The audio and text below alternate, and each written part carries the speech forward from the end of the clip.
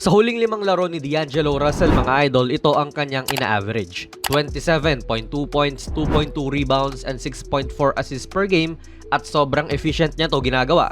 Naipapasok din niya ang 55.9% sa mga tira niya, pati 53.7% naman ng mga tres. Efficient kung efficient yan talaga mga idol. At kung ganyan lang parate si D'Lo, malamang ayaw na ng mga Laker fans na i-trade to ng kanilang team. Consistency lang ang kulang, pero bakit nag-iba ang ihip ng hangin ngayon?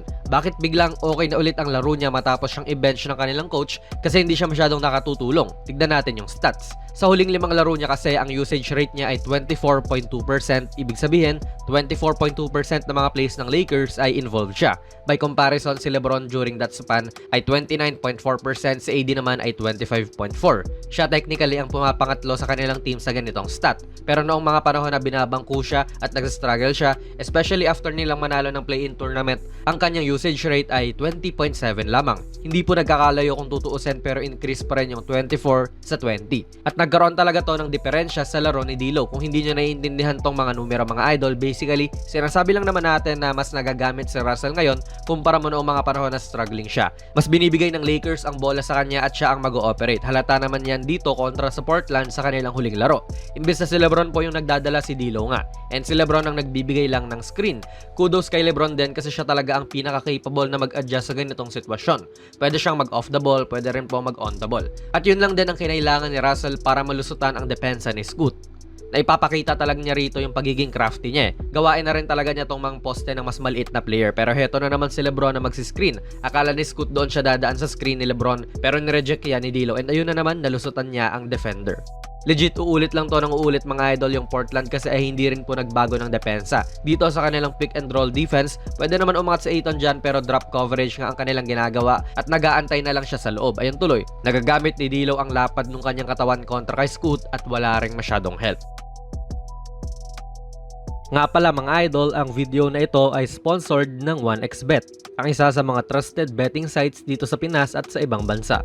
Kung gusto nyo mag-register, i-click nyo lang po ang link sa ating pinned comment sa baba at ganoon din sa ating description box.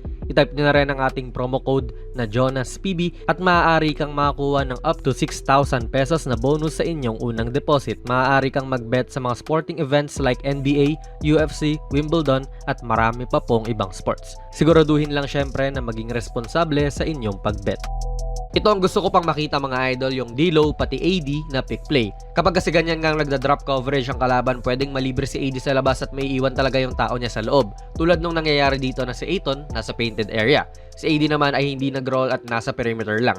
Again, nalusutan na naman ni Russell ang kanyang tao at ginawa lang asintahan si Ayton.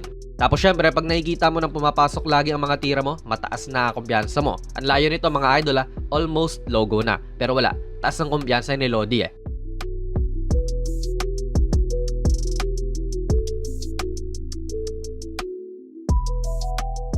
Dito sa pick play with AD ulit, parang naku-clueless pa itong si Scoot sa kung saan ba siya pupunta. Didikit pa rin ba siya kay Russell o kay Davis na siya lilipat?